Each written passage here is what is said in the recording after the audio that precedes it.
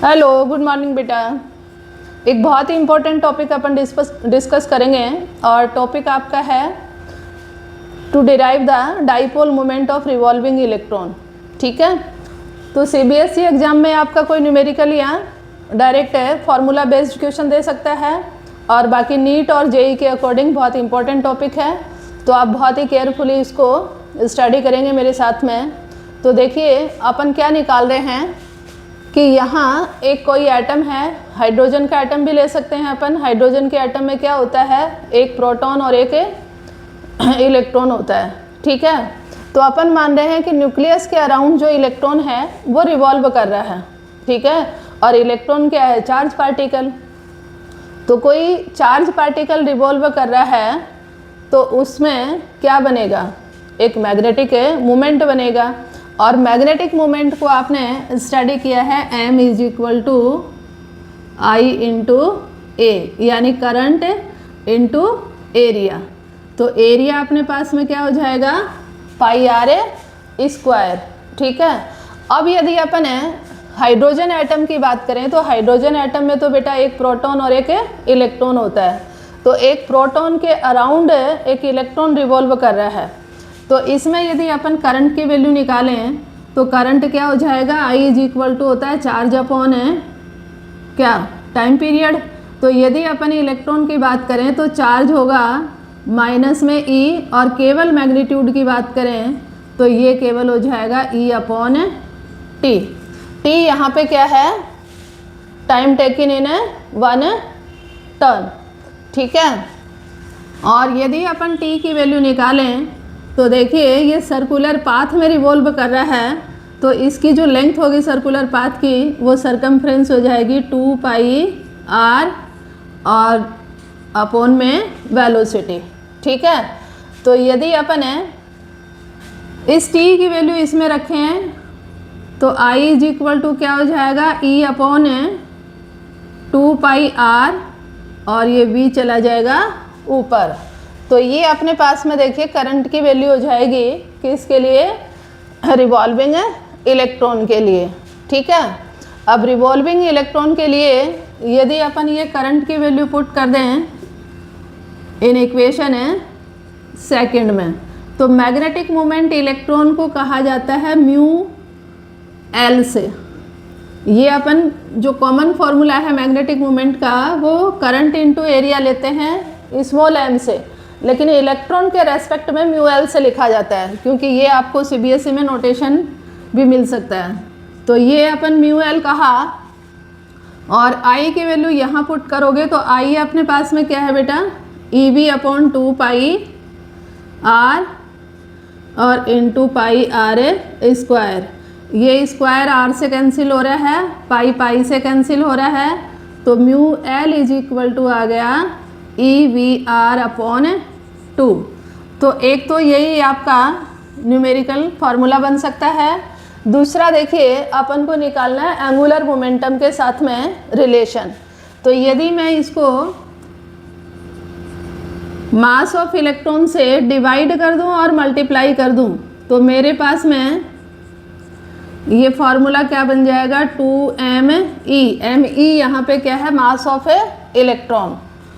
Mass of electron मैं लिख भी देती हूँ, ये आपका क्या होता है 9.1 इंटू 10 की पावर माइनस 31 kg होता है बेटा, ये भी आपको याद रखना पड़ेगा। तो देखिए ये हो गया म्यू एल, और एम वी आर यहाँ पे बन रहा है एम वी आर, तो इसको अपन क्या कह सकते हैं, एंगुलर मोमेंटम एल। तो ये बन जाएगा ई अपॉन 2me और एल।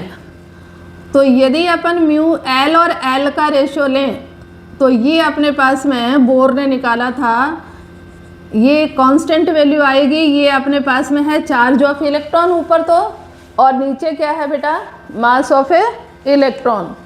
तो इसकी वैल्यू यदि अपन फाइंड आउट करते हैं तो ये कांस्टेंट वैल्यू आएगी, और ये आ जाएगा 1.6 इंटू 10 की पावर माइनस 19, और ये 9.1 इंटू 10 की पावर माइनस 31। इसको यदि अपन निकालें तो ये अपने पास में कांस्टेंट वैल्यू आएगी, और ये कांस्टेंट वैल्यू अपन कहते हैं गायरोमैग्नेटिक रेशो। तो 8.8 इंटू 10 की पावर 10 आएगी ये, ठीक है।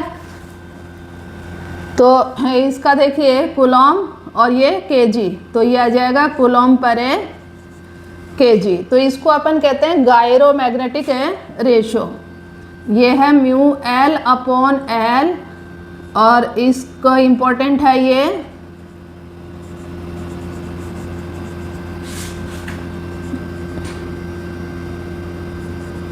ठीक है, इसको अपन लेते हैं गायरोमैग्नेटिक रेशियो। तो ये कांस्टेंट वैल्यू आपको निकलवा सकता है। दूसरा देखिए, बोर ने एल की वैल्यू जो है ये बताई थी NH/2π के इक्वल।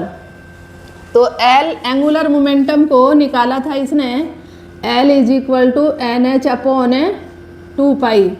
ये भी बोर का दिया हुआ कॉन्सेप्ट है, ठीक है। सेकंड पोस्टुलेट है, ये अपन स्टडी करेंगे, चैप्टर नंबर 12 में है, ठीक है। तो यदि इस L की वैल्यू मैं इस फॉर्मूले में रखूं तो मेरे पास में म्यू L की वैल्यू क्या आ जाएगी, E/2me, और ये हो जाएगा NH/2π। तो ये आपका क्या हो जाएगा, म्यू L = NEH और अपॉन 4π ME। तो ये भी अपने पास में कांस्टेंट वैल्यू निकल के आएगी। यदि n = 1 लें, फर्स्ट ऑर्बिट लें, इलेक्ट्रॉन रिवॉल्व कर रहा है फर्स्ट ऑर्बिट में, और हाइड्रोजन एटम की बात करें तो ये तो फर्स्ट ऑर्बिट में ही रहता है बेटा। हाइड्रोजन एटम जो है इसमें एक ही ऑर्बिट होता है क्योंकि सिंगल इलेक्ट्रॉन है, ठीक है।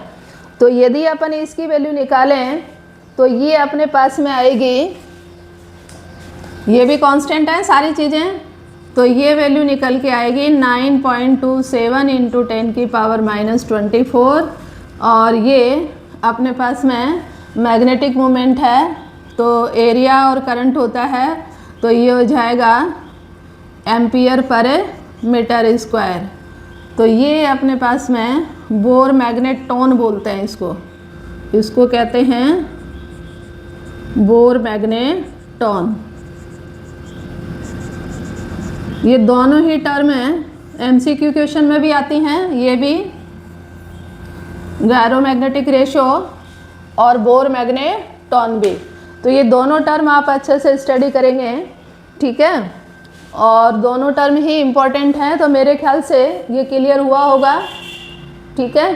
तो ये आप तैयार करेंगे, अच्छा टॉपिक है और न्यूमेरिकल में आपको मिल सकता है।